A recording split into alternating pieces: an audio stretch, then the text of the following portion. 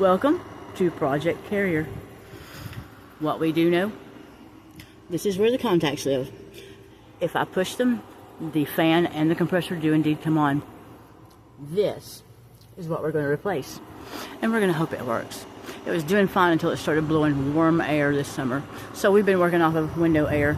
However, do I know what I'm doing? No. Am I still willing to do it to save myself from winter with electric heaters? Sure.